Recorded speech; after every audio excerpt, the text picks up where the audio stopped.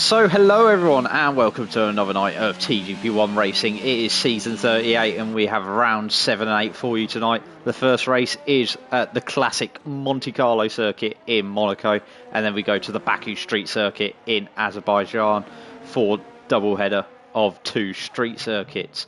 Going into tonight we have the championship order as Jack Hickman in the Red Bull on 106 points.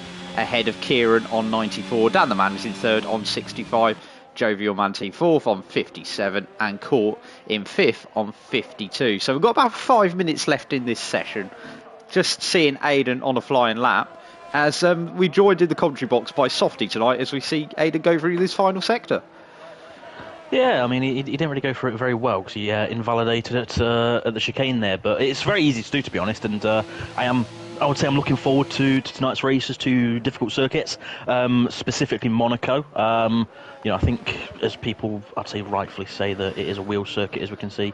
The top three are wheel users, but I think realistically tonight is just about survival and not making mistakes. Yeah, that is the important factor, just looking at Court going through the Nouvelle chicane now. 4.5 minutes. A lot of drivers are in the pit lane waiting to go out for their final runs in this session. And we're just seeing how it goes. So, Court in the final sector now, just going through the second part of the swimming pool. What's his time going to be? He's currently 10th on an 11.8. How do you think he'll improve on this one? I don't really know, to be honest. I think he may improve his someone else has just gone ahead of him, but by a tenth there, so he doesn't really improve on position. He got a bit squirrely out of the last few corners, so I'm sure he can go maybe 2 to 3 tenths quicker if he just nails those final few corners. Yeah, Glock meanwhile covering through the first sector, about to finish, and I think he's on a slow lap, so we'll ignore him. Phil Bardrell's on a slow lap. Mr. Chiapelli looks like he's on a quick lap in the McLaren 11th place. 3 tenths up so far, apparently. Yeah, 3 tenths up as he goes down the hill. You can choose to avoid that bump. I tend to just go straight over it. It doesn't really matter. And then into the hairpin, you can either try first gear and try and go as slow as you can, try and hit that apex to churn you around, but there's a lot of different lines around Monaco, surprisingly, but it's very, very difficult to really nail it. Meanwhile, everyone is filtering out the pit lane around the same time to go out for their final runs in this qualifying session. 3 minutes to go here at Monaco for round 7 of TGP1 season 38. So we've had Jack Hickman pick up a win every race. Actually, it's been the same 2 winners for every race so far. A win apiece each night for Jack Hickman and Kieran. Is that trend going to continue tonight, Softy? It possible. I think with the 2 circuits like Monaco, as we saw with me last season, I was leading, one mistake, bang, finished P2. So I think you don't want to count your ducks, as it were, until you've crossed the finish line, but it's very easy to, have a massive dent in your title fight just by DNFing while the other person does well. So, Monaco specifically, it's a fight for survival. Just make it a clean race, don't get into any incidents or hitting the wall, and just accept whatever result comes. That is fair enough. We're just seeing Corsa in the Haas with about 2 minutes to go, starting a flying lap. He's down in 10th place, but the top 3 at the moment is Dan the Man in the Ferrari on a 1 minute 10.4. Also Jovial Manti second place, also on a 1 minute 10.4, and then it's about 3 tenths back to Glock in third in the Williams. So it's very interesting. Speaking of trends, like I said, Jack Hickman and Kieran won a race apiece each night so far. They've also split it quite evenly. Jack Hickman's always won the first race of the night so far this season, and Kieran's always won the second race. So there's your Larry Mack trends going into this, as we see drivers on flying laps now. We've got Joe going to ride on board with Jovial Manti as he goes through the Portier section and heads towards the tunnel, Softy. Yeah, very easy to lose time in the slow corners around here, specifically the coming onto this tunnel. But this next corner, this downhill left-hander, you want to take as late of an apex as possible, just to try and open the corner up. However, it's very easy to lock the tyres and ruin it. But as we can see, he's taking it very very steady. So I think he has backed out of it, which sadly he has. Yeah, ride on board with the other driver, Dan the Man. He's coming into the Nouvelle chicane himself. Half a tenth up. Half a tenth up, so this will be a good lap from Dan the Man. Let's see if he can improve on that 1 minute 10.4 and put himself further clear. He's still up on his lap though, Softy. He is, and actually he got very out of shape there, and he's backed out of it. Unfortunately for him, he turned in way too early for that final chicane there, and it cost him because he hit the wall. It sent him over the chicane, and it made him go all over the place. But he is trying to go again, so he does have fuel. But what we're going to do, Owen, is let's ride on board with Dan the Man for this lap, just to see, as he is the fastest at the minute. Turn 1 is pretty good. You want to take as much curb on the inside as possible, running up this hill. Now this left-hander, you want to take a wide line, but if you take it too wide, you'll actually understeer. Bring it back to the left to get the widest turn in for this right-hander. Down the hill again, avoid that bump if you want to. Easiest to lock your right front on this corner here, and then the hairpin. Easily able to lose time here just by missing the apex, locking up. Take as much curb on this right-hand side, and then try and take an early or a late apex rear. And he's actually hit the barrier, and that's him done. Yeah, meanwhile, Jovial Manti going through the swimming pool section. He's 3/10 down, so he's not improving. Kieran, I think, is on a flying lap? He hasn't got any. He's on a flyer, but he's a 10th up at the minute on his current lap.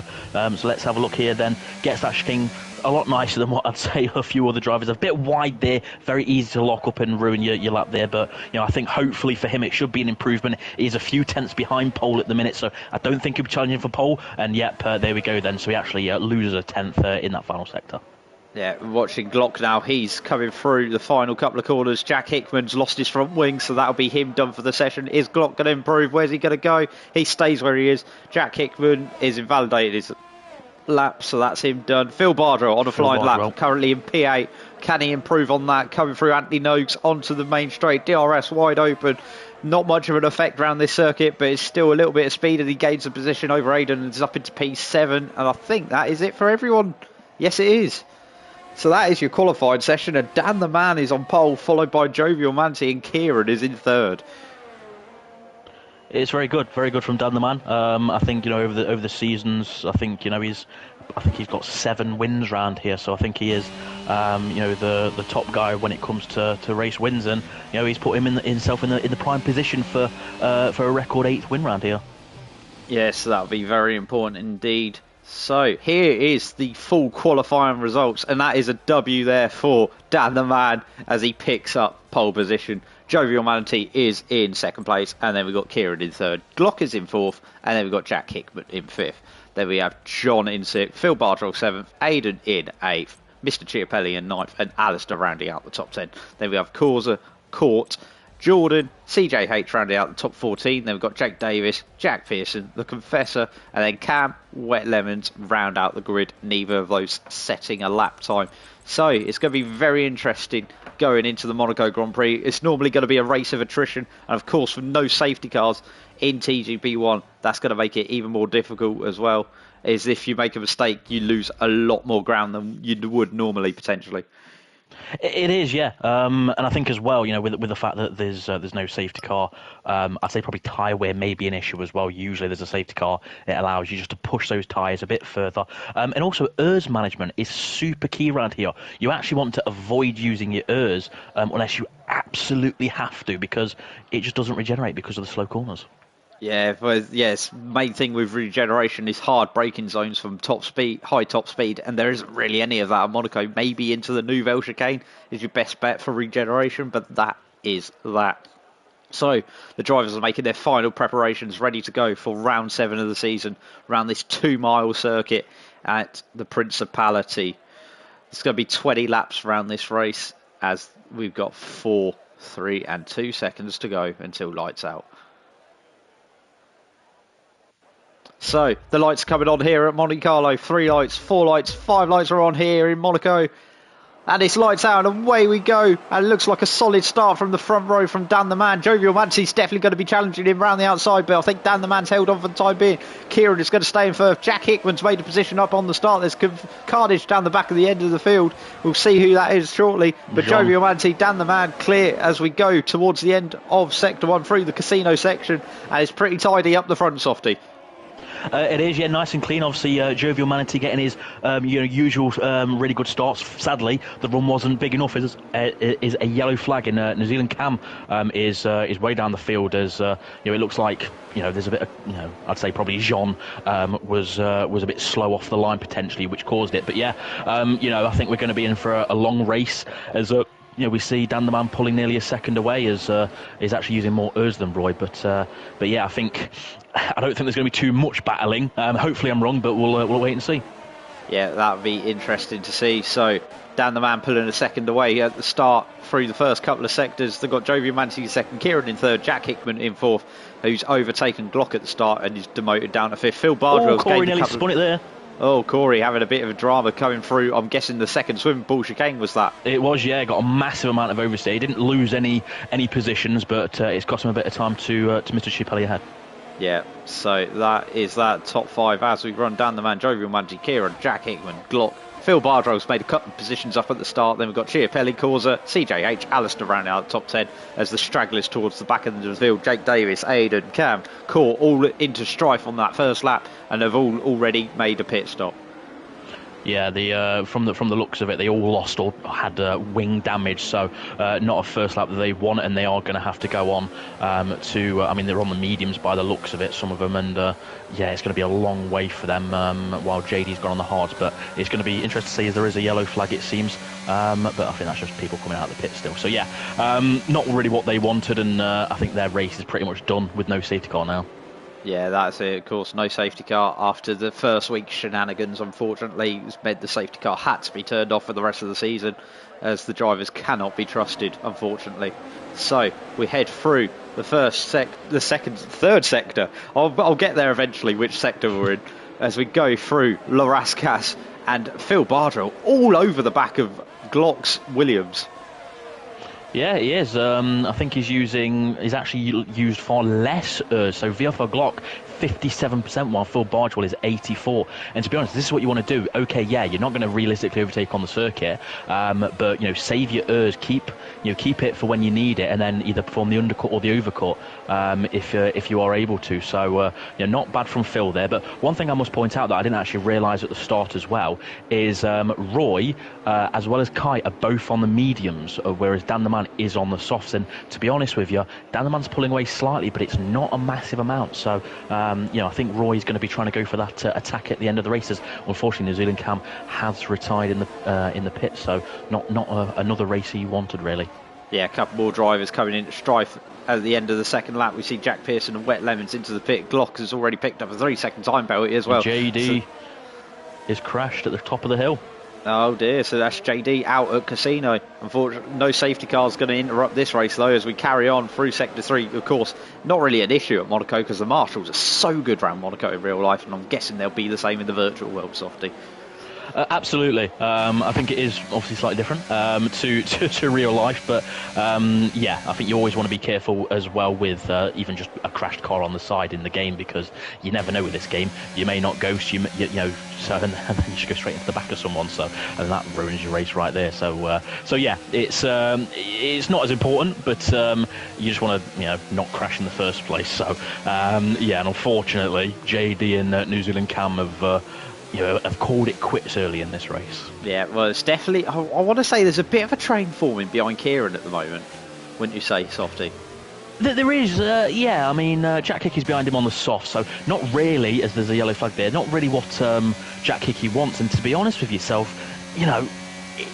you want to finish ahead of Kieran, because realistically it's going to be between these two for the title. Barring any massive dramas, it's these two that are going to be fighting. So, every race that Jack Hickey can finish ahead of Kieran is going to be a benefit. There's a yellow flag ahead. I don't know if that's anyone. It's not. I think it's just a car getting lapped, really. But yeah, as long as Jack Hickey, every race he finishes ahead, it's one less race that Kieran can close the gap.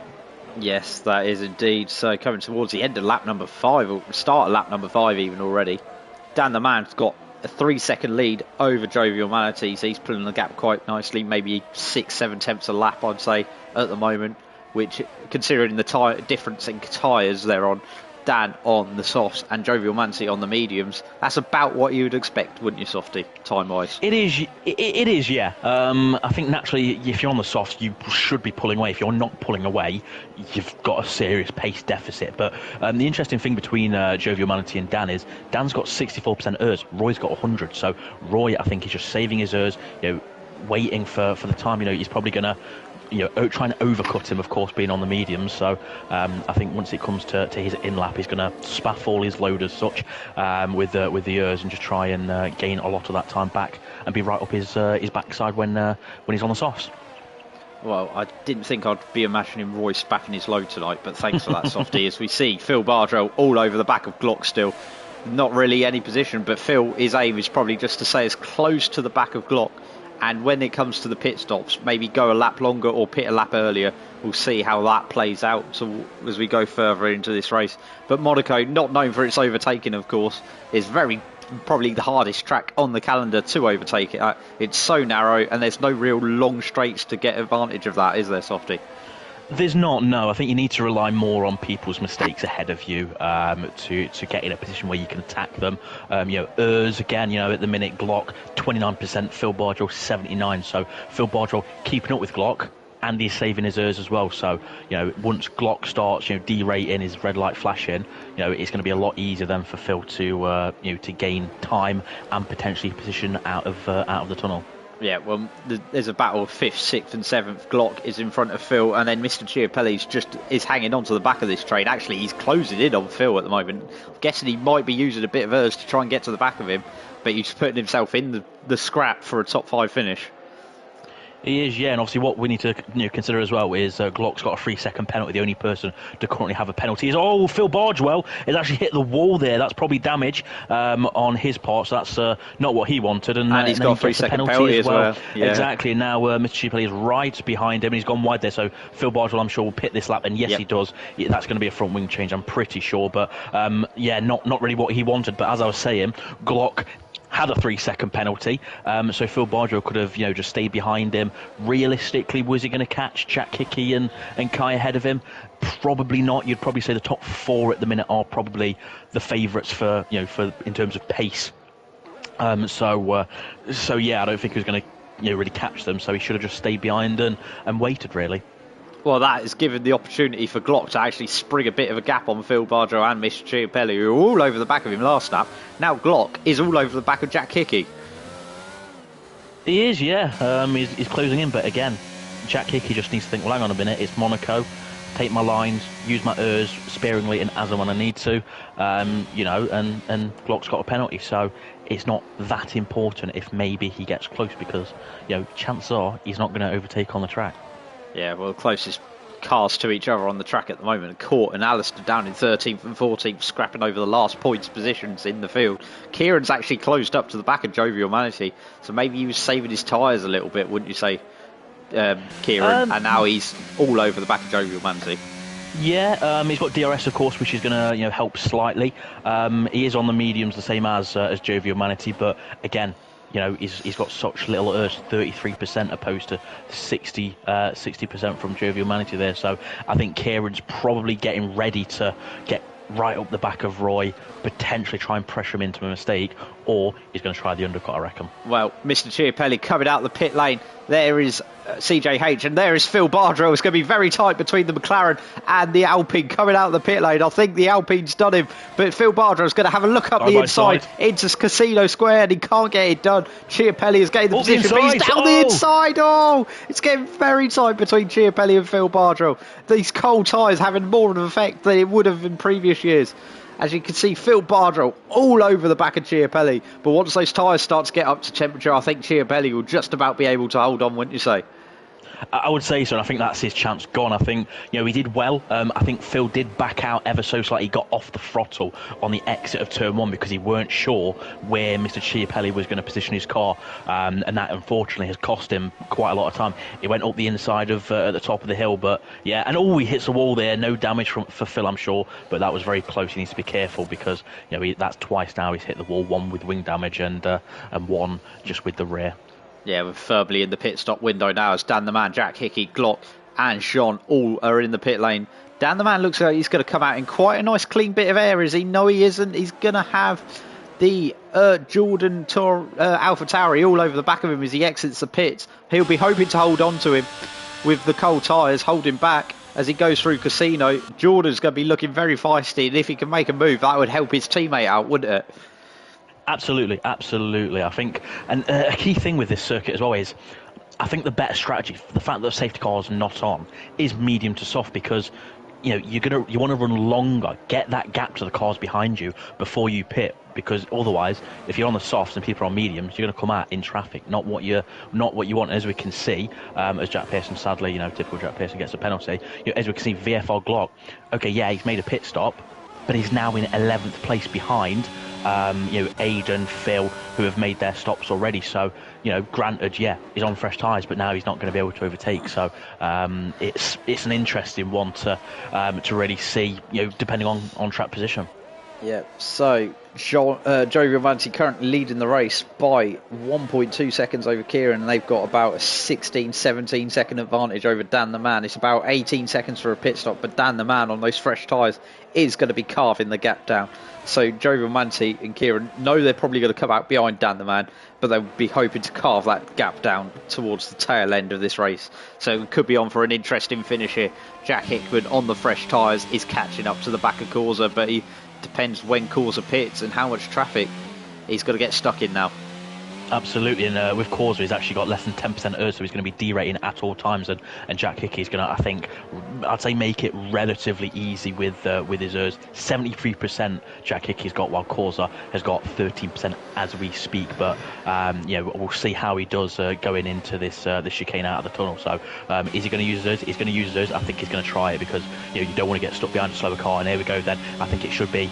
It's not as easy as you think, but I think Corsa there placed his car well. Usually he's not known for placing his car well when it comes to crashing into people, which sadly when he's normally in TGP he does a fair bit. But yeah, this is not helping Jack Hickey's cause. He's got cars ahead of him, while Dan the Man, third place, Joe Viamanti currently in first. But yeah, it's not really what he wants, and this is going to be hurting him to close that gap on Kai and overtake him. And here he goes then. Corey goes defensive. Nice from Corey there. Oh, that was close. Very fair racing there, but very hard. Yeah, Jack Hickman round the outside of Corsa in Sandoval, gets the position and gets himself a little bit of clean air before he gets to the back of Ert Jordan in the Alpha Tauri. But that was a good move from Jack Hickman, actually. Gave him Corsa enough space on the inside. It was a bit of very tight, but there was enough room to make the move, weren't there, Softy? Just about. I mean, if that was me, I would not have wanted to be in that position, due to previous instance. But I guess fair play to Corsa. He could have easily just steamed it up the inside, but he did think better of it. And luckily for Jack, there was no contact there as he actually taps the wall, and the Corsa gets a penalty there. Yeah, he does indeed. As we see, the most exciting bit of track action at the moment is Jack Hickman making his way through the traffic. He's got Ert Jordan next in the Alpha Tauri. He had a bit of strife with an Alpha Tauri last week in Spain of Roy. It's different ones. Hopefully he'll be able to get past him a bit more cleanly this time. Fingers crossed, yes. Fingers crossed, as Dan the Man obviously sets the fastest lap. He is in clean air, 11-second gap to Kai. So Dan the Man can do what he needs to. And actually, and Jack this is the thing I must... Yeah, easy move on Jordan. Jordan didn't really bother defending it, just kind of let Jack Hickman go, and that was the position up. So Jack Hickman has got 8 seconds of clear track now to burn through. Yeah. I don't think ERT Jordan really thought there's any point fighting, because he knows he's not in a fight for this. But what I was going to say is Dan the Man currently only 11 seconds off. However, he's got 21% ERS, so he's actually used a lot of his ERS either on his in lap or his out lap. So he's going to be a bit vulnerable, I'd say, towards the end of this race. But similar to Mansell and Senna, it's Monaco. Just position your car where you need to, and he should, bar any mistakes from him, keep that lead when it comes, as Joe Viamanti is in the pits. Yeah, he is indeed. So we're going to watch this pit stop. It's very interesting to see where he comes out. He's going to come out in that gap between Dan the Man and Jack Hickman, most likely. But if Jack Hickman's been able to make use of that clean air in this lap, it could be a bit of a worry for him, couldn't he? Absolutely, as Jack Hickey there gets a bit out of shape and ghosts there, so I was worried that he was going to disconnect there. Luckily he hasn't. So but yeah, he's going to be just ahead, and it's going to be very close between Joe Viamanti and Jack Hickey, and Joe Viamanti just gets out ahead, but he is on those cold tyres. They are soft tyres though, so he should have that slight advantage when it comes to warm-up, but it does look like Joe Viamanti has just kept ahead of Jack Hickey. Well, I said that and Glock's out. Oh, Glock is out. Where's he binned it? He has binned it at... On the main straight. On the main straight, I think. Okay, that's a strange... It's on the main straight halfway down. That is very unusual. That is... So either got in contact with someone or... I don't really know what else could have happened, to be honest. I don't know. That's very strange. But that is something to note. Jovial Manatee only just out in front of Jack Hickman. So this could turn in quite badly for Kieran, as he could fall behind his championship rival in the rounds of stops as it stands. Absolutely. I think at the minute he's only got 40% odds and he's actually going out for another lap. So I think Kieran's going to try an aggressive final stint, freshest tyres possible, going hammer and tongue just to try and overtake. But sadly, position is key here, and I do think with Jack Hickey now being right behind Jovial Manatee, he's going to get that DRS, and it's going to be probably curtains for Kai finishing ahead, sadly. Yeah, and that'll be the podium for Jack Hickman, and more championship points gained for Jack Hickman. But I think we might be breaking the trend tonight. The trend is going, unless Dan the Man and Jovial Manatee bin it in front of Jack Hickman. Jack Hickman's not going to win the first race of the night for the first time this season.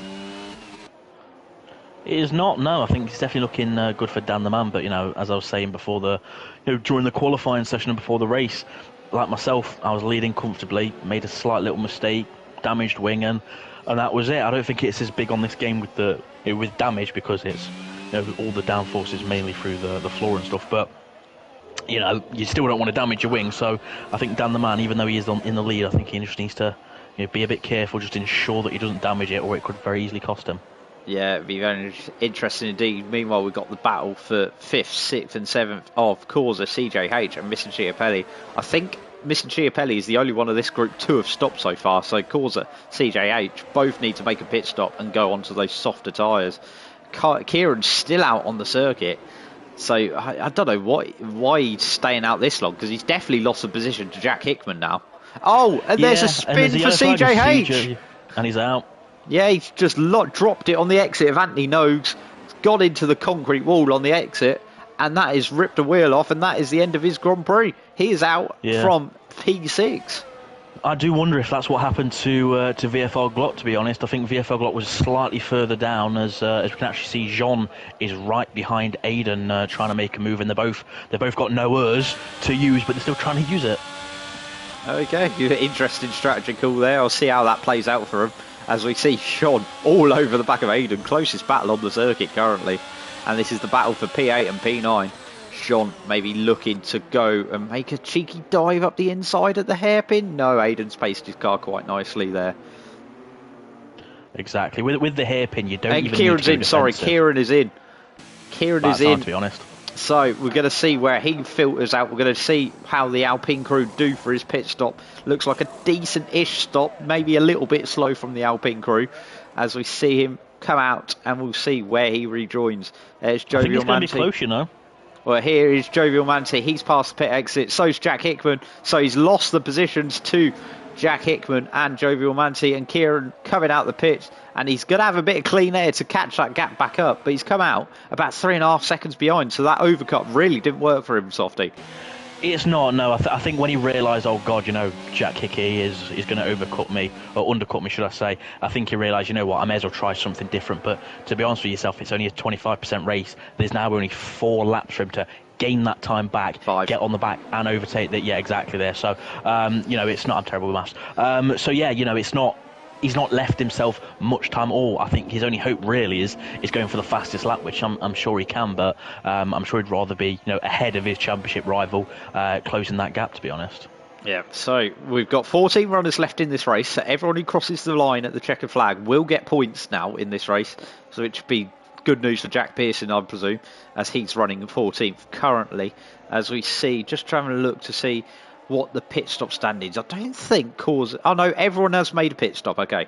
I weren't sure if Corsa had made his pit stop, so that is a legitimate battle on circuit. 5th and 6th, Corsa and Mr. Chiapelli. I'm guessing Corsa was one of the very early stoppers, so he's been on those tyres a little while now. Let's just have a quick nose tyre. Yeah, he's been on those tyres 12 laps, so he was very early. He pitted about lap number 5, Corsa. Mr. Chiapelli pitted on lap 8, so he's got a little bit fresher rubber. I think that's why he stormed up to the back of him, Softy. As we see Jack Hickman all over the back of Jovial Manatee here. And then we've got Kieran all over the back of them. This is the battle for second, third and fourth. Jovial Manatee, the Pied Piper, leading the front of the field, but Dan the Man, miles clear, 8.3 seconds. He's had a comfortable drive here in Monte Carlo, and he looks like he's going to win the Grand Prix. So this is the battle second, third and fourth. Of course, are in fifth. Mr. Chiapelli all over the back of him in sixth. Then we've got Phil Bardrell about 3.5 seconds back. Aidan in eighth. John still all over the back of Aidan, but still struggling to make a move. Jordan rounding out top 10. We've got Confessor Court, Alistair and Jack Pearson, the last of the runners in the field. But this is where the action is at the moment, this battle for second, third and fourth. It's going to take something interesting. Jack Hickman on the weaker tyre, shall we say. He's on the medium tyre compared to the two guys around him on the sauce, but he's keeping pace well with them as he goes through Sandevot right now. So second, third and fourth. It's very close between Kai and Jack Hickey now then, isn't it? Yes, that's what I was just saying. We're on board with Jack Hickey as we go through Casino now, Softy. Second, third and fourth. Kai is going to have to try and find a move to make with about 2.5 laps to go, Softy.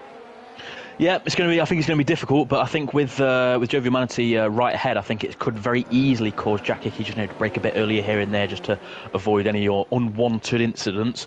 But it does mean that Kai is a lot closer. And to be honest with yourself, Kai actually closed up pretty quickly. I actually went to get my takeaway, so I may have missed it. And there he goes then. Kai round the outside. He's going to think about it. No, Jack Hickey goes defensive. Nice from Jack Hickey there, and makes a corner. But yeah, he closed up very quickly by the looks of it to Jack Hickey in the last few laps. Yeah, he has. He's closed about, he was about 3.5 seconds behind when he came out the pits, and now right on the back of each other.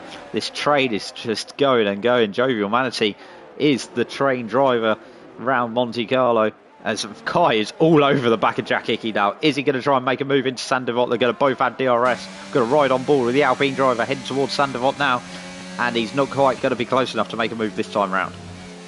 He's not, no, and Jack Hickey does have a lot more. It's 44% to Kai's 15% as the yellow flag there at the hairpin. But yeah, I think this, Kai's got the benefit of much fresher and softer tyres, so he's got that benefit. But Jack Hickey's got the benefit of 50% ERS, which as we know on this game, ERS is very, very powerful.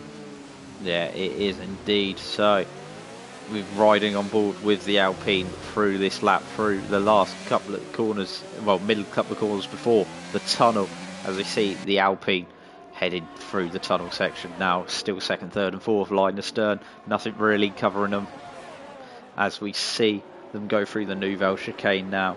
Other battles on track. Mr. Chiapelli still stuck behind Corsa, and Aidan is still stuck in front of Jean, and Jordan has actually joined that battle, so there's another 3-car battle further down the field for 8th, 9th and 10th, as we see Dan the Man, who's had a commanding performance today, start the final lap for Ferrari. And what can we say about this drive from Dan the Man, Softy? Perfection, to be honest with yourself. He got pole. It was very close. I think a couple of thousandths of a second between him and Jovial Manatee. But Dan the Man has always done well around here. I think every time I've been here, he's been usually the car closest to me. But he's good at Monaco. I think Jovial Manatee, a bit of inconsistency between circuit to circuit. He's definitely showing he's got pace this season, but round here, in comparison to Dan the Man, there is no competition. To be honest with yourself, he's a very good driver around here, and it's as simple as that. And a fully deserved win, to be honest. Yeah, fully deserved win. Meanwhile, that yellow flag was for the Confessor, who's made a mistake coming out the Nouvelle chicane, and he's dropped a position to Court up into P11, Confessor down to P12.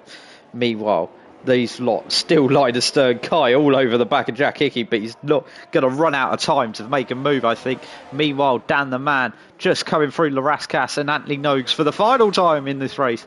He's going to come across the line and win the Monte Carlo Grand Prix. Dan the Man is a race winner in TGP1 once again. Jovial Manatee is going to come home second in the AlphaTauri unless he makes a mistake coming out of Anthony Nogues. No, he doesn't. He's going to come home second. Jack Hickey gained a couple of positions. He's up onto the podium.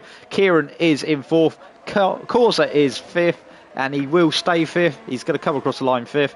Mr. Chiapelli will come home in sixth place. Then we've got Phil Bardrell in the Alpine. He's going to come home in a solid P7 for him. Aidan's just about going to hold on. Jordan and Sean, Jordan's actually got past Sean there, so I don't know what shenanigans have happened there, or Sean's maybe lost a front wing on this final lap. He has lost his wing. Okay, there we go. That'll be that then. So Aiden comes home in P8, Jordan P9, Sean with no front wing is going to come across the line with P10, then Court with also no front wing is going to come home in P11, but the Confessor is actually all over the back of him here. So is the Confessor going to make a move? No, he isn't. Just got Anthony Noakes left. Can Court hold on to P11? Let's see. Yes, he is. Jack Pearson's already crossed the line. He was the only driver a lap down in this race. So it's 11th for him, 12th for Court, and then Alistair's going to round out the field in 13th. I'm pretty sure there's a stat about Jack Hickman. There is, yes. So Jack Hickey, let me just actually find it for yourself. I've just found it. So it's his 50th podium. Yes, 50th podium with TGP1. And Dan the man, you were saying he loves this circuit. That is his 8th win round the streets of Monaco in TGP. There we go. So no one has ever won more races round the streets of Monaco. And Dan the man proved his class once again on this circuit and taken victory. And there we go. He's very happy to win that race. I don't blame him, to be honest. Perfect race there, first place. He can do what he wants. And I think, to be honest with yourself, I think if he hadn't have disconnected from the first two races on week one, he could very much be in this fight for the title. But it's a long way to go. You never know. He still could be in it, but he's got a lot of work to do. Yeah, it's a long way to go, and it's a long way to the top if you want to rock and roll. As we see Dan the man celebrating with the champagne, and we see Jovial Manti and Jack Hickman up there with him on the podium here in the Principality. So that is that, and here are your full rundown of the results. Dan the man takes the dub here in Monaco from Jovial Manzi in second, and then we've got Jack Hickman in third. Kieran finished fourth in the end. Causa made up 6 positions and finished in the top 5. Mr. Chiapelli made up a few positions as well. He gets 6th. Phil Bartrell started where he finished, so he finished in 7th. Then we got Aidan in 8th, Jordan in 9th, and Sean rounding out the top 10. Court in 11th, Confessor in 12th, Alistair in 13th, and Jack Pearson in 14th, the last of the finishers in this race. CJH, Glock, Wet Lemons, Jake Davis, and New Zealand Cam, all DNFers from this race as we go to the second race of the night, the Baku Street Circuit in Azerbaijan. So, I said it's back to Baku, and we are there once again. So, Softy, what are your thoughts on that race that we had in Monte Carlo? It was the typical Monaco race. Not a lot of overall battles. I think the position gains and losses were more down to people having damaged wings and crashing, to be honest with yourself. But, I think a lot of people know I'm not a fan of Monaco at all. I think it's qualifying, fantastic, because, you've got that danger, but the racers, I just don't see the point in it. It really is just a rubbish circuit and does not deserve to be on the calendar. But, as Monaco Grand Prix go, I'd say that's probably one of the better ones because there was a lot of mistakes and stuff. We had that very close fight for second in the end. So it could have been worse. It could have been better. But, you can't always have a fantastic race. No, you definitely can't. So getting ready to go for the second race of the night, round 8, round the streets of Baku. Of course, been on the F1 calendar now since F1 2016, so it's been on the calendar a little while now. And what are your thoughts on the circuit, Softy? I'm not a huge fan. Don't get me wrong. Again, I've got a hate of street circuits in general. It's not a bad circuit. There are definitely overtaking spots near the main straight because it is so bloody long. The circuit itself, it's difficult because the barriers are so close on apexes of corners, like into turn 3 is. So it's definitely a better street circuit. It has its overtaking opportunities a lot. It's easy to follow because a lot of the corners are relatively slow, so you've not really got to worry too much about dirty air and stuff. It could be better, but yeah, I just think it's an average circuit on the calendar, and there's definitely more circuits that are better than it, but in the end, it's on the calendar, and that's just what we've got to race tonight, obviously, with these drivers. So, I think a lot of them will be definitely looking forward to this circuit a lot more than Monaco. Yeah, that would be for certain. So round 8 of the season, round the streets of Baku. Drivers making their final preparations and picking their whole one tyre allocation option they've got for the qualifying session and the weekend ahead here in Baku, Softy. Yes, it's obviously all the drivers now getting ready to prepare. They'll be thinking, right, do I go out straight away? You know, again, 4 sets of tyres. They're all soft tyres, so you don't even get the chance of qualifying on the mediums.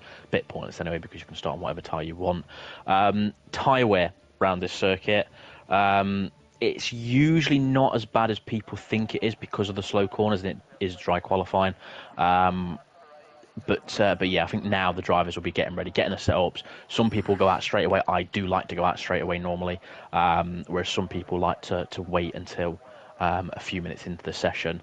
So yeah, hopefully it should be a good one. I definitely think there's probably going to be 1 or 2 crashes and lost wings in this qualifying session, more so for the people that don't really play the game, other than the TGP nights of racing. So we'll see. I was about to say, I hope someone comes out onto the circuit soon, because I'm bored of looking at the poll on the Rolex side. Yeah. So someone please get out on the circuit. Thank you, Alistair, is the answer to that one. I have something to look at rather than just a thick Rolex sign. As we see him out on the circuit now, he is the first driver to make his way on the circuit, but we've also got drivers like the Confessor, Glock, and everyone's just sort of filtering their way out of the pit lane now, Softy. Yeah, obviously everyone getting prepared, getting the tyres up to temperature. I think on this game again, as I've said multiple times, very important to get that tyre temperature in the right range, or you're just going to be sliding everywhere. Off topic, compared to what we've just been discussing, performances this season. And it's got to be said, and I don't want to really say it because I don't like talking down drivers, but massive disappointments this season. New Zealand Cam and Glock, I realistically thought this season they were going to be in that fight for the title. It hasn't worked out. They just need clean races, to be honest, at this stage. It's probably not a great circuit to try and have a clean race because it's usually chaos with the slipstream and dive bombs and stuff. But yeah, for those drivers, they just need to focus on not crashing, not DNFing, not getting into any incidents.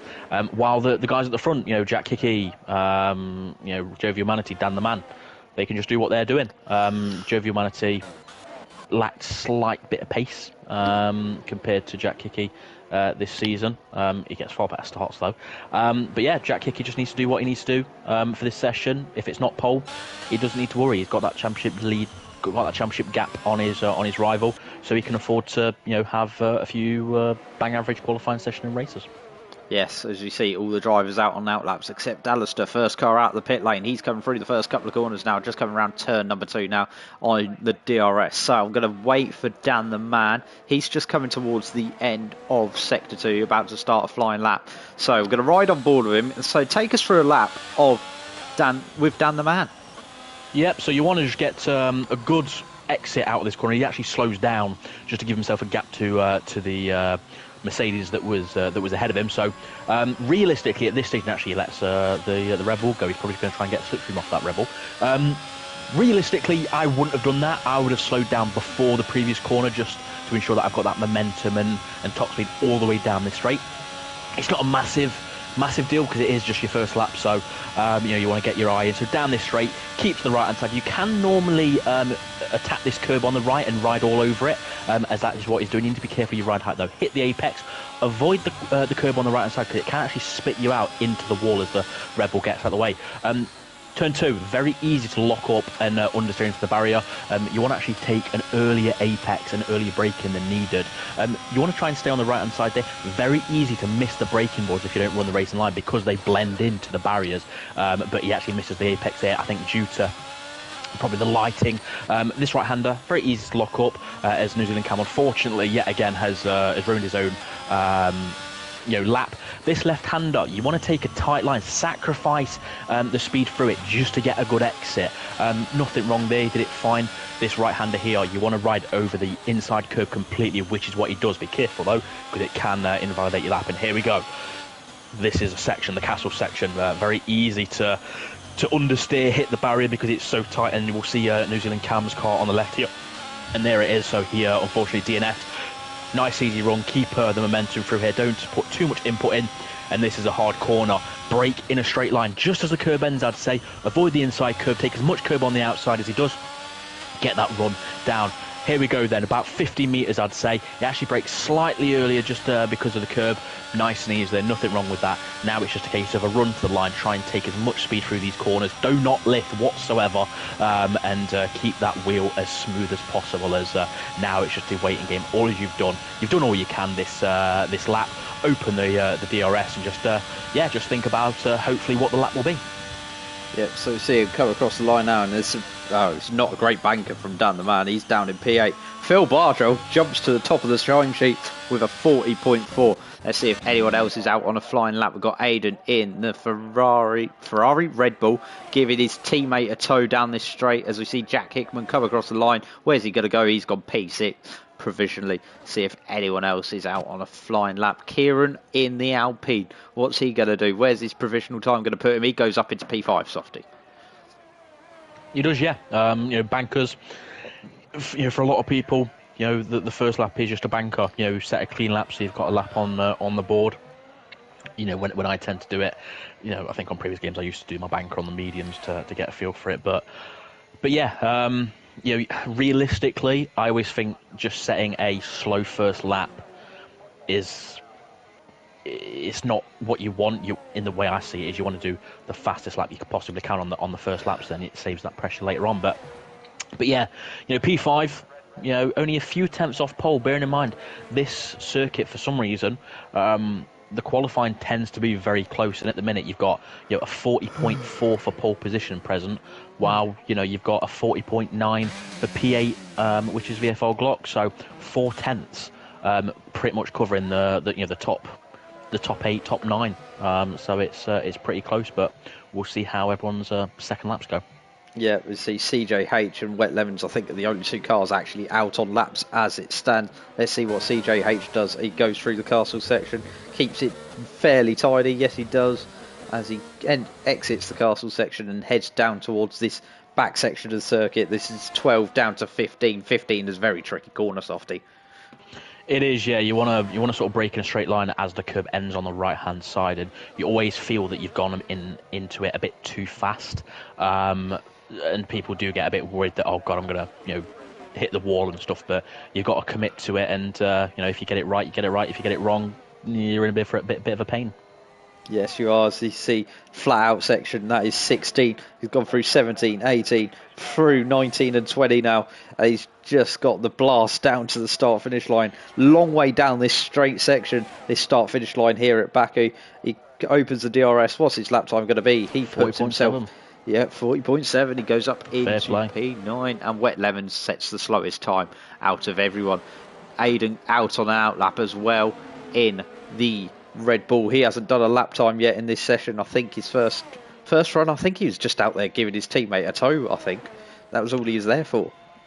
Yeah, I think so. It's either that or he made a mistake as well and then thought, well, I may as well try and help my teammate out. But yeah, P18 currently not done a lap. Same with the ERT Jordan, the only two that haven't done a lap other than New Zealand Cam. But Aiden, he's shown a bit of pace here and there. I think that's always been his thing. He shows pace at some circuits and not the others. Again, I don't think he plays these F1 games too much in comparison to how he did a few years ago, so that will always have an effect on your pace, sadly. So yeah, and actually I've just realised as well we are missing Matt Tibos tonight, so that's another driver that I'd say is doesn't potentially play or league race as much in as many leagues now, so that's probably had an effect on his pace as well. But yeah, so far from Aiden Griffins, it's steady. He's not lighting the world on fire, but he's just getting that banker lap in for himself. He's only got 9 minutes left, so he needs to get in and out for another 2 runs as quickly as he can once he's finished this lap. I think it will only be another run, to be honest with you, Softy, with the amount of time left in the session after this one. So I think he'll do this lap, come and sit in the box and wait for the final runs to begin, and that's when he'll go out and have a major attempt at a flying lap. But pretty much everyone is out on an out lap as we speak, apart from Phil Bardrell and Jordan, the top and bottom of the table. They've got the real range, those two, of being in the pits. at the current moment in time, as we see Aiden coming towards the end of his flying lap. It's a 16.2. 1 minute 16.2 at the end of sector 2, and now he's just got the flat out blast all the way up to the start finish line through the kinks. You don't want to mess these kinks up, because these they look easy, but they can be difficult, Softy, those kinks. They can, yeah. I think on this game they feel a bit tighter than normal. So I think more so the last one is very easy to ruin your lap and rip your wheel off if you sort of scrape the barrier a bit too aggressively. Yeah. Meanwhile, Aiden's brother Alistair going a tenth and a half quicker on his second attempt. We're going to focus on him as he's currently sitting second on the timesheets. It's a very mixed up order as it stands, isn't it, Softy? After the bank collapse. Yeah. It is, yeah. I think that's just Baku, though. Some people prefer these street circuits to others, and setup-wise, it depends. You never know. It might even be a wet race. We can't actually see the weather, sadly, in spectator cam. But yeah, it could be a wet race, so people are going different setups and stuff. But these sort of circuits, in my eyes, always do bring out that bit of mixed up grid. But he's actually half a second up Alistair, so at the minute he's gonna go pole position. He's still got faster drivers behind him. At this moment in time, I don't think he'll get pole, but we will see. You never know. I don't want to jinx him, because Alistair's shown good pace, similar to his brother at certain races over the years. Yeah, so we see Alistair coming across the line. Is he going to go up into provisional pole? Yes, he does. A 39.9. First driver to dip into the 39s. Let's see if anyone else is on a flying lap. Causer's not. Let's see what the Confessor's doing. He's 3 tenths up. Glock's gone quicker. He's on the 39.7. So we're really starting to see the times ramp up in this qualifying session, Softy. We are, yeah, and again, as I said, I don't think Alistair would have got pole, but here's the Confessor then. Only goes P3 on a 40.1, so not really what he wants to do, but I want to see the title contenders, Kai and Jack Hickey. What are they doing? I want to know. Well, Kai is currently in the middle sector. He's coming towards the castle section at turn number 8 now, flicking his way into the castle. Very nicely done there. And he makes the tight apex of turn 11 and turn 12, and now he's flung himself out onto the run down towards turn 15, as we see Kai currently P7. What about Jack Hickman? He's coming up to finish his lap. Half a second up on his lap. Yeah, half a second up and coming up to finish it now. Where's he gone? He's gone P4 in this session, but we're going to go back to Kieran in the Alpine. Just got that last corner before the main straight. Dan the man has spun. Kai is currently 3.5 tenths up on his previous lap. He's apparently purple in middle sector, so let's see what he does as he comes down towards the start-finish line. So the revs are rising as he goes down and down the straight. The DRS is wide open, and he's just waiting for that finish line to come up. Where is it? He's gone P5. Not bad from Kai there. I think Jack Hickey and Kai probably expected a bit more, only being P4 and P5 at the minute. Jovial Manatee at the minute is on an in-lap, I believe. But yeah, at the minute, VFR Glock is the man to beat, about a tenth and a half quicker than Alistair Baines. So, although I'll be honest, I don't think we've seen the quickest drivers set their quickest laps as yet. So, I do think we're going to get probably a few surprises to come by the end of this session still. Well, in that second run of laps, we didn't see Phil Bardwell make an emergence from the pit lane, so he's only doing 2 runs in this session. He was happy with his banker lap, and maybe he feels like he can't go any quicker than that. I mean, maybe he's very old, so lack of judgment is a big thing for old people. So I do feel for Phil. I think he should probably retire into his care home by now. But yeah, I think again it depends. Phil Bargewell is another driver that doesn't particularly like this circuit. He despises it. So I think for him, the less time he spends on the circuit, probably the better it's going to be for him. So yeah, I think Phil Bargewell is probably just sitting there waiting for one final run. I do think he will go out. I think it'll be silly not to, even if he thinks that is his quickest time, because you can very easily, more experience you get, the quicker you do go. But yeah, it's going to be interesting to see who can get pole, and to be honest with yourself, the likes of Aiden should be able to go quicker. Causer, he is a champion, you expect him. Even Dan the man, he did spin on his last lap. I think it was as he started it into turn 1 and on the exit. So Dan the man, we would expect a lot quicker than P10. Yes, we would hope so indeed. Currently got about 3 minutes to go, 3.5 minutes to go in this session, as we see basically every driver's in the pits apart from Jake Davis. He's just gone out on an outlap, But yeah, very quiet period in the session at the moment, Softy. It is. The fact there's only 3.5 minutes left, pretty much, everyone's waiting until the last minute. As I've said before as well, I think on this game, the track evolution is a bigger thing than previous games. It's something naturally you're always going to want to be the last car out. You want to leave it until the last second. However, with this, there's 3 and a bit minutes left. You want to be getting out, I'd say, within the next minute to really get a lap. I'd probably say within the next 30 seconds, to be honest, because what you're going to find is everyone's going to be on a lap. If someone ruins it in front of you, they could distract you and then ruin yours. So you don't really want to risk that, especially if you are further down the field or out of a position where you should be. Yeah, that is very important indeed. Jake Davis, of course, warming up to go for a flying lap. A few drivers towards the bottom end of the field have got out on out laps now. Meanwhile, the drivers up the top are still waiting for a bit later in the session, waiting for that track evolution to kick in. As I say that, Jack Hickey is out in the pit lane, as is Alistair Bain, currently having a very strong qualifying session. The former TGP2 driver currently in second. Glock is out. So yeah, we're getting ready to go for the final runs. Jake Davis is going to be the first driver to start a flying lap though in this final set of runs, as we see him going through the first couple of corners, and he's hit the wall, and that will be that. His wing broken. So that'll be that. Jake Davis is not going to go any quicker, so we might as well focus on guys who are on outlaps like Glock and Causer and other people further down the field. And the Confessor's retired. Out. Yeah, Confessor's out. Exit at turn 3. Yeah, okay, so it's getting very interesting. Trying to find where this Williams is. Is it CJH? It is CJH. It is the car in front of Causer on the circuit. So CJH is the next driver to be going and starting a flying lap, I believe. Yes, it is. And so CJH, meanwhile, there's a bit of a stacking up as they come towards the end of Sector 2 to start another flying lap. Drivers looking for that toe softy, I presume. Yeah, I think it's a good shout. You want to be careful because you don't want to get blocked, but the toe, again, I don't think it's as powerful on this game as previous games. Same with the DRS, but every little helps if you can get that toe. Even if it's a small amount, you want to try and get that benefit from it. And Causer at the minute is within a second of the CJH, so he'll be benefiting from that. And he just needs to be careful though not to get distracted and be too focused on the car ahead. Yeah, that is important. We'll switch to the guys further up the field, like Jack Hickman, who's just started his final flying lap now. So it'll be interesting to see what we've done. This is the real battle for pole position. I'd say the top 5 in this field, as Jack Hickey and Alistair have just started their final flying laps. Jack Hickey heading down the back straight towards turn number 3, Softy. Yes, Jack Hickey then obviously going into turn 3 again. You need to be mindful of the braking zones. They are very hard to see, the braking board, should I say. Hits the apex there, no issues. Keep out of the wall on the right hand side. There's a yellow flag. This next corner, turn 4, very easy to lock the front and run a bit wide.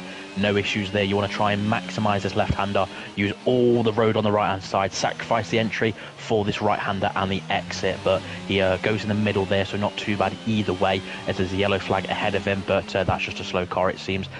Cuts that inside nice there. He's got a Ferrari, I believe, in front of him, so that shouldn't be too much of a distraction. Very easy to clip that right-hand wall, as well as this right-hand wall here. Be careful of the curb on the left here, because it will unsettle the car. And on the right, and we've got the Ferrari, I believe, ahead of him. They should give him a bit of a slipstream, and he's getting out of the way, so that I believe, I don't know which driver that is because it doesn't actually show it.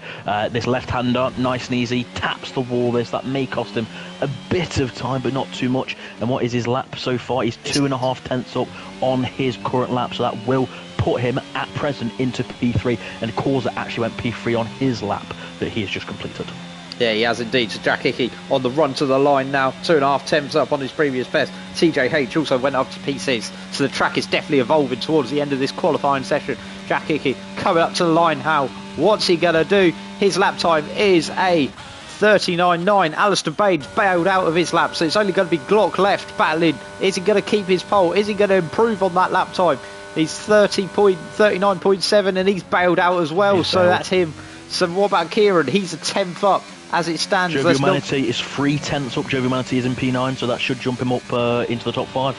Yeah, Jovial Manatee, next car across the line. What's he going to do? Cover across the line. He goes up into P4. We've got Kieran next in the Alpine. He's currently down in P9, but he is gaining time on this lap. He's 3.5 tenths quicker, so that's going to put him into the 39s as well, and that will put him in the battle for the front row, wouldn't it?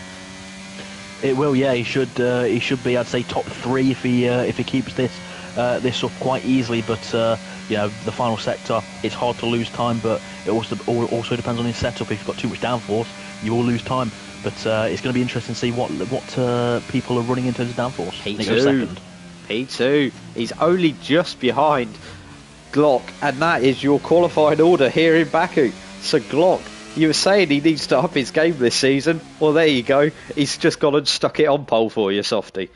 He has, yeah, he has. So well done to Glock. That's what he needed to do. But we've seen him do well in qualifying before and then bottle the race. So he needs to keep his head clean for this race. He does. As we see, Glock is your pole sitter here in Baku for round number 8 of the season at Azerbaijan. Then we've got Kieran in second in the Alpine. Alistair, very strong qualifying for him. He is in third. Jack Hickey in fourth, and then Jovial Manti is in fifth. Causa sixth. The Confessor in seventh, and CJH in eighth. Then we've got Sean in ninth, Mr. Chiapelli in 10th. Winner last time out in Monaco, Dan the Man, is down in 11th. Then we've got Aidan in 12th, Phil Bardrell in 13th. He did improve on his banker lap at the beginning of the session that put in provisional pole. Court in 14th. Then we've got Jake Davis in 15th, Jack Pearce in 16th, Wet Lemon 17th, Jordan 18th, and Cam rounds out your field here in Baku. So the drivers are getting ready to go for 13 laps round this 3.7 mile circuit. It is the third longest track on the calendar now, behind Spa and Jeddah, but it is also a very quick lap, isn't it, Softy? It is, yeah. It flies by, slow corners, a massive long straight. The racing does go a lot quicker than you think, other than Monaco. That just absolutely drags. But yeah, most circuits, before you know it, because you're so focused on every corner, every lap, it goes a lot quicker than people realise. If you're sat there watching, it can feel like an hour and a half of your evening watching these two races. But as a driver, it goes a lot quicker. It does. So the drivers making their final preparations, ready to go for lights out here in the streets of Baku. So we've got 1 light, 2 light, 3 lights, 4 lights, 5 lights are on here in Baku. And the lights are out, and away we go here on the streets of Baku. Looks like a strong start there from Roy, especially. And they're getting very feisty in turn 1. It looked like very concertina. Glock held on. Alistair's gained a position. Kai's lost a position. Jack Hickey in 4th. Jovial Manti in 5th. Oh, Jovial Manti there. And Jack Hickey looked like he was in the wall as well there. So it's a bit of a disaster up the front. But Glock hounds onto the leads. Alistair Blaine in second place. Then we've got Kieran in third. Then there's a bit of a gap. Jovial Manti, CJH, and Causa's out of the race already. And I must actually say, I think it was Jovial Manti that actually hit the back of Jack Hickey there into the barrier. So not what either of them wanted. Now Jack Hickey's down in 16th place because of that. And Jovial Manti, I do believe, has wing damage there. So maybe not what he wanted as well. But yeah, it was a big slide there from Kieran coming through turn number 7 there.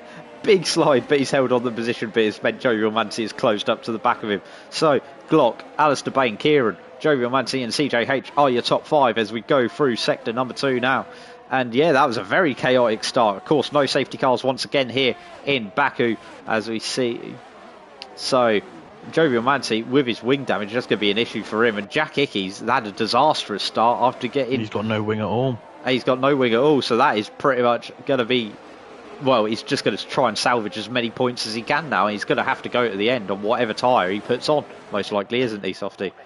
He is, yeah. I think he'll probably try the mediums rather than hards, because the hards are just a terrible tyre in general for at least 25% there. But yeah, I mean, massive disappointment for Causa there. He did a semi-decent qualifying, and he's out before even turn 3. So not what he wanted. Is because Kai is in the pitch, yeah. Yeah, Kieran's in, and we got battle between the Confessor and CJH. CJH is on the medium tyres, Confessor on the soft. A bit of contact and tyre rubbing, and CJH has had a spin. Mr. Chiapelli sadly backed him up into his diffuser and spun him round. So unfortunate for Kai there, and or for even CJ, should I say? And yeah, that's ruined a good race for him. Yeah, that was a great little scrap going on between the Confessor and CJH, and then Mr. Chiapelli, I think, just clipped the back of him. It's very easy to do this year. I've had it happen to me a couple of times already this season in TGP2, where someone's just nudged the back of me going through a slow corner. And that is that. It's so easy to get spun round. Phil Bardrell out of the race already as well, so a bit of a disastrous weekend for him. As we see, the battle is definitely brewing for P5 at the moment behind Chiapelli. It is, yeah. And actually, I would just like to point out as well, I think a bit of contact between, I think it was JD and ERT Jordan at the back there. But, there's a spin, just as we say, it is hotting up behind Chiapelli. Chiapelli's had a spin, and he's gone back down the field in this race. Dan the man up the inside of Sean. He gets the move done. He's up into P5, but he's clipped the barrier on the exit, and he's lost a number of positions on the exit. So he went for one risky move, and now he's lost 3 places. And Cam there up the inside as well.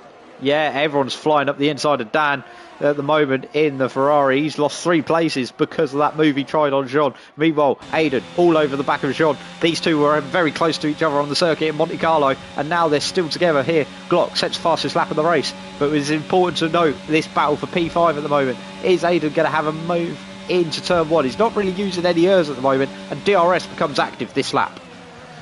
Yeah, I think Aiden's just playing it a bit safe there. He knows, right, there's no point using us now. I may as well just wait one more lap just to get the DRS and then deploy my ERS to get that position. But yeah, very very unfortunate really so far. And Mr. Chiapelli has left the session. I think he knew that, right, there's no point now. But I do think that will be a penalty next race for Mr. Chiapelli. As an Alpha. Fucking Aston Martin, even should I say, in the middle. JD in the middle of the circuit there into the main straight. Well, he's DNF from this race, so that's him out of this race. So another poor run in GP1 for Jake Davis, a former runner-up in the championship, I believe, if I'm correct. He's won the championship. He's a former champion. Yeah, he's a former champion. He's not adapted to this game very well. Meanwhile, further up the field, the Confessor and Jovial Manatee are having another scrap themselves. We're going to have a quick look and see what tyres everyone started on, and pretty much everyone up the front has started on the softs.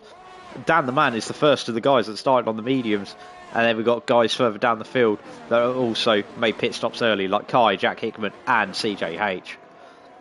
Yeah, I do think, again, with the safety car not being a thing, I definitely think the better strategy is medium to soft, because you don't have to worry that there's going to be a safety car. I do think though that you get poorer starts, you potentially go into the mid pack and get into incidents really. But yeah, I think maybe this circuit does prefer the soft tyres, and I think a lot of people here, as we see the Confessor pitting from P4. Yeah, meanwhile, Aiden with the DRS coming up to the back of Sean. Is he going to make a move into turn 1? No, he isn't. He's going to back out of it. The Confessor's in the pit lane, and actually Cam's gone down the inside of Aiden there. And Aiden is under strife from the McLaren, but the McLaren couldn't make the move stick. This battle is brewing for P4 on the road now, with the Confessor making his pit stop. Is Aiden going to try and make a move down into turn 3? I don't think he's quite close enough, Softy. He's not, no. I think it's very easy, because you're going at such speed to think, oh yeah, I can dive up the inside and brake later, but you realise that the corners tighten up a lot more than you think, and then you understeer and pop you both in the barriers. I think Dom Smith did that into the castle section with me and JD, I think it was. I think on F1 2016, and cost us both a lot of time in front wings. Yeah, that could be an issue indeed. Aiden all over the back of Jean once again. It's closest battle on the circuit as it stands. This battle that is for P4 and P5 between Aiden and Jean. They were pretty much nose to tail most of the second half of Monaco, and now they've found each other again on the race circuit, Softy. They have, yeah. I think these two are probably evenly paced in general, not just circuit to circuit. So I think we'll probably be seeing a bit more of these two battling throughout the rest of the season if they both race, which hopefully they do. So yeah, they do tend to give each other room, which is good. And Aiden's half spun there, nearly spun. That's going to allow Cam to gain a bit of time, and hopefully for Cam getting the DRS again.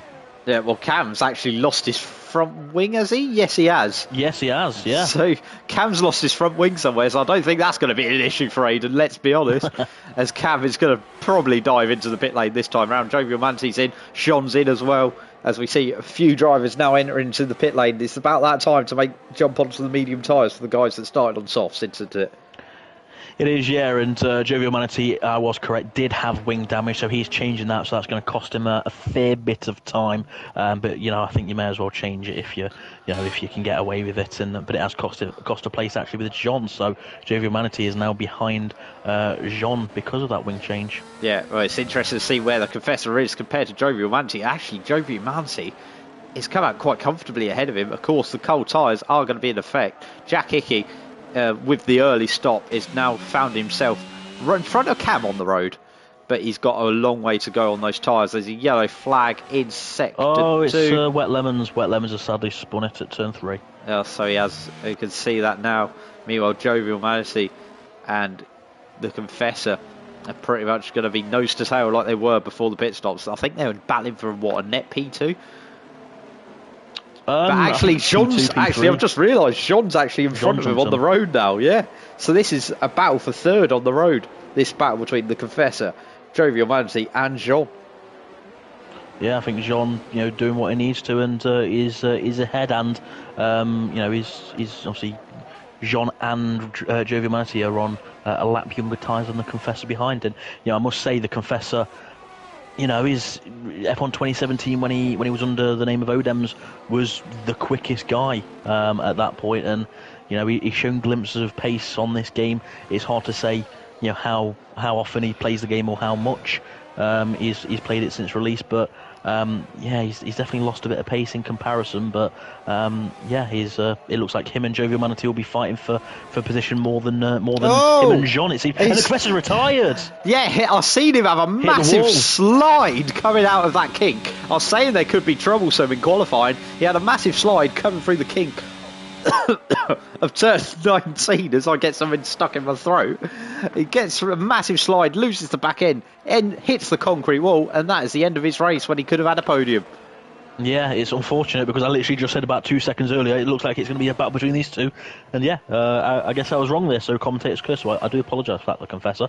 I'll shut my mouth in future. Yeah, so it'll be very interesting indeed. As we see, the drivers are actually quite spread out on the circuit currently. Probably the closest two drivers to each other is Jovial Manatee and Jean in that battle that could potentially be for the final podium spot. Kieran looks like he's got a net P2, and the top 5 have not stopped in this Grand Prix yet. No, and I think if we look at the field at the minute, you've got nearly half of the drivers out due to crashing and DNFing. So it just shows how difficult and easy it is to make a mistake around here because of its such fast speeds with the barriers so close. But I think this is definitely, all the crashing has definitely helped Jack Hickey into the top 10, P9 currently, because it was looking quite desperate for Jack Hickey because of the turn 2 contact. So yes, very desperate indeed. Jovial Manatee is definitely closing in on the back of Jean. As we see, Glock and Alistair have entered the pit lane now. They're making their stops in this race. Glock should come out into the lead. Aiden's also making his stop as well. As we see them where they have to filter out. I think Glock will probably come out in the lead. Alistair might come out around this battle though for P6 on the 7 on the road currently, but it'll be the net podium positions. Actually, no, he's well clear. Was Glock's Alistair's actually jumped Glock in the pit lane. Sorry. He has, yeah. So Alistair is now your net leader. And quite by a big margin as well. So it must have been a wing change for Glock. Seconds. Glock must have had a front wing change in that pit stop. And Alistair's not. And Alistair is now your leader on the track. Yeah, that is unusual. I mean, Glock's been just ahead, so we've not been really paying attention to him. So he must have hit the wall somewhere when we're not looking. But yeah, I mean, unless I think we had it in Portugal. I think it was on the last game, on the last season, where he just didn't accelerate out of the pit. So it may have been that, or it may have been a wing change. But yeah, that's cost Glock quite significantly. 4.7 seconds as well that he needs to gain in about 5 or 6 laps. I think for that kind of margin, I think that was a wing change for that kind of gap, rather than what you said with the pit lane error. Possibly, yeah. I think for that gap, that has to be a wing change for Glock. Means Alistair is now your leader of the race in net. Court is the only driver yet to pit. Aiden came out the pits and he's joined the back of this battle between Jovial Manatee and Joe Romanti and Jean. So this is the battle for fourth on the road. Yeah, fourth on the road, I would say. I'd say so, yeah.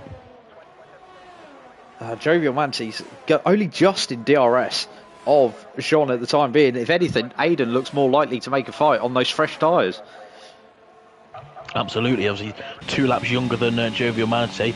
Again, as I was saying, it depends on the wing levels as well, because you've got this super long straight and the fact that most corners are quite slow. You can probably get away with running less downforce and just sort of tweaking the suspension and stuff to ensure that you've got the grip in the slow corners. I definitely think super low downforce around here is probably the better race strategy. Yeah, it is indeed.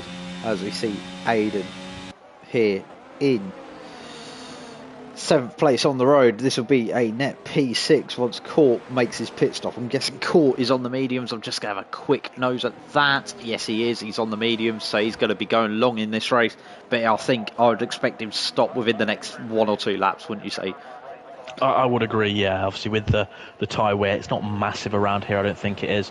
I've not actually really done this other than career mode on this game, so I don't think it would be because a lot of it is slow corners. But yeah, I think. And Jack Aiden has just hit the wall there. Hopefully, that's not damage for him, but it potentially could be a yellow or an orange wing there. But yeah, no. As I was saying, I think you'd want Court to come in, this lap or next lap, just to ensure you've got, the time to make gains with the faster tyres.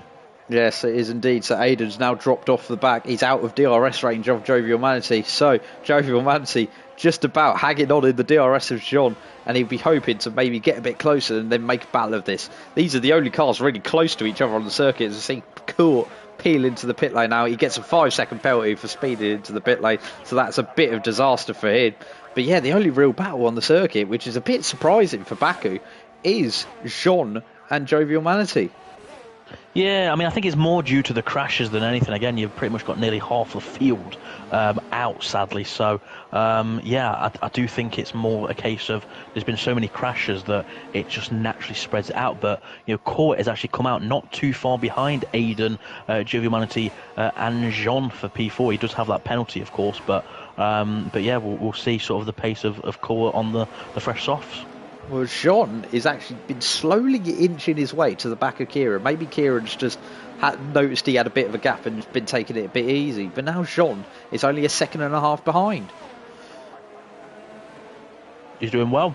John just needs to do what he's doing, and in hopefully a lap or two, he should be within DRS of Kai. Are you eating there, Softy, by any chance? I am, yes. I'm still eating my takeaway that I went to the door for earlier, yes. I'm having a Chinese chips and chicken omelette. Don't judge. I know everyone thinks it's very weird, but yeah, I'm enjoying my tea while watching TGP. There's nothing I'd rather do. Okay, well, we see. We'll let you try and enjoy your tea a little bit then, as we see Jovial Manatee all over the back of the Alfa Romeo. It's the Alfa and the Alfa battle, but it's 2 different Alfas, which makes it very confusing indeed for if you want to be an Alfa male. As we see the Alfa Tauri all getting closer and closer to the back of Jean, but he's still not quite close enough to really feel the effect of DRS, and it is definitely coming down. It's almost in DRS range for Jean to be on the back. It's because Jean's out of hers. He's under 10%, so he's derating, so he's burning his gap is a lot more. Let's have a quick look on the telemetry, see what the ERS usage, 3%. 3% for Jean, 35% for Roy, so maybe that's why Roy has been struggling. He's actually been saving his ERS, while Jean has been burning it up, trying to get away and pull a gap. And now, exactly, and there he goes. Jovial Manatee, he's going to be looking for a move into turn 3. He's going to stick it up the inside. No, he thinks better of it this time round. Exactly. I think Jovial Manatee knows, look, his light's flashing, I can take a bit longer with this, but if he's not careful, John's going to be in DRS of Kai ahead of him, so that's going to help slightly. But yeah, I think Roy is probably just going to save his ERS ever so slightly, wait for that main straight, burn it all and get past. But Jovial Manatee, if he's smart, he could potentially get 2 cars by the end of the race, as Kai is actually making a bit of a mistake there, and he's actually struggling, it seems, on his current tyres. Yeah, he is indeed, as we see. It's actually, we just realised it's actually quite a train forming now behind Kai. It is, yeah. I think Kai, I mean, he is on 8-lap-old tyres, so, it's not surprising that he's struggling a bit more than the cars behind him. John, Jovial Manatee, 5-lap-old, Aidan Griffin's 3-lap-old, so And I Court's think it pretty may much be... on brand spanking new softs as well to make them right Exactly, at the back only of the 2 train. tenths behind. Yeah, and I think he's going to have a go at Aidan, maybe into turn number 1 this time round. He's going to have the DRS. He's at the back of this train, but Here he's he got comes. the grip, as we see right on board with the Ferrari driver. He's going to be up the inside even before the DRS opens. And so even let's see Jean and Jovial Manatee.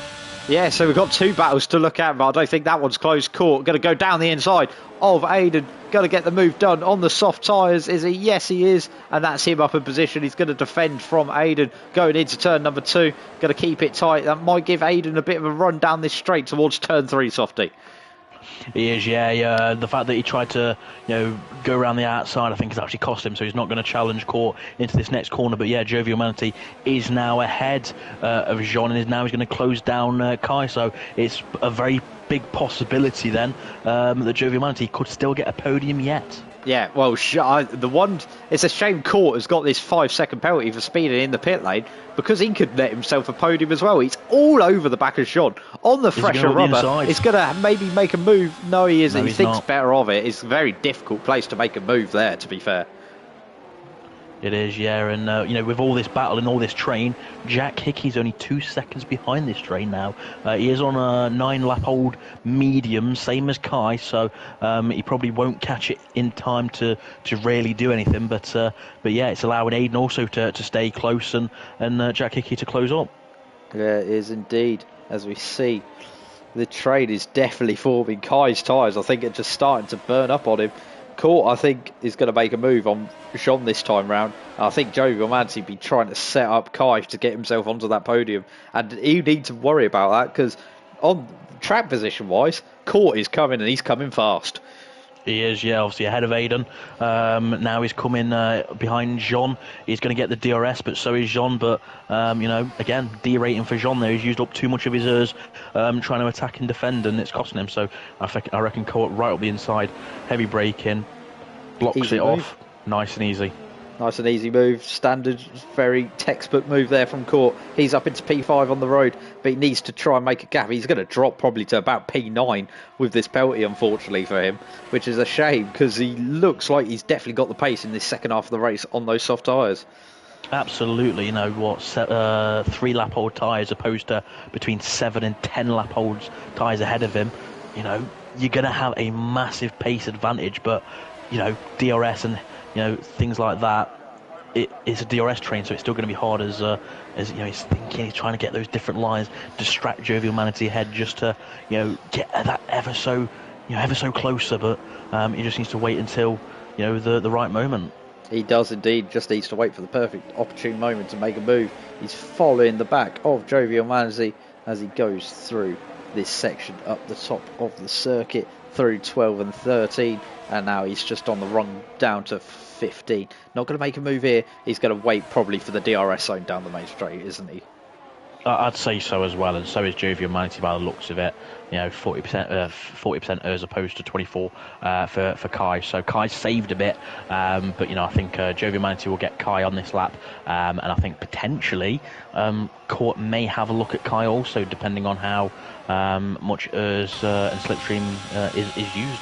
Yeah, we're going to ride on board Court as the DRS is going to come into effect down this straight. It's going to be interesting to see. Definitely Jovial Manatee's using the ERS because he's pulled a little bit of a gap. Is he going to be able to make a move down the inside? We're going to ride on board with the Ferrari. No, not quite. As we go through the first couple of corners, we're just going to have a bird's eye view of this as we ride on board with this Ferrari of Court.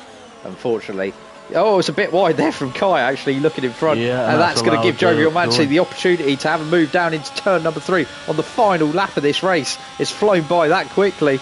As you see, Jovial Manatee going to sneak himself up onto the podium. Yes, he is. Kai is going to maybe try and make a move back. Court maybe down the inside. Yes, he is down the inside of turn 4. They're going to be side by side on the exit. Better run on traction for Kai.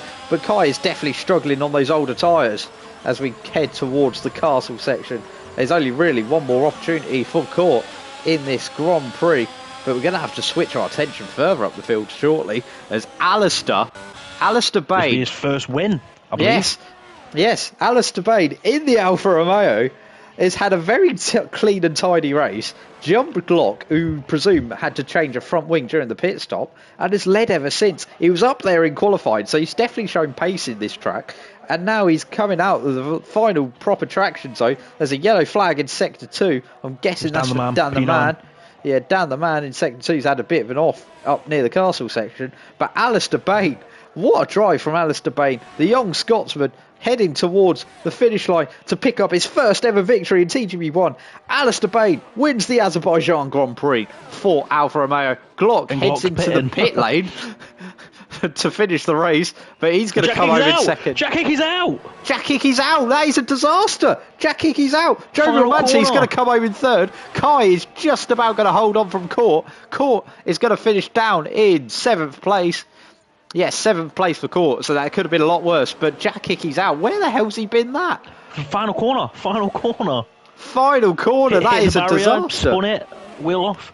So that's not what he wanted. That's going to affect his championship lead. It was pretty small, going into tonight, and the fact that Kai's finished P4 and Jack Hickey is going to be realistically P13, I'd say, come the end of this. It's a disaster on the last lap as well. Yeah, it is on the last lap. I can see where it is. It's one of the kink. It's the same kink that Confessor had his accident.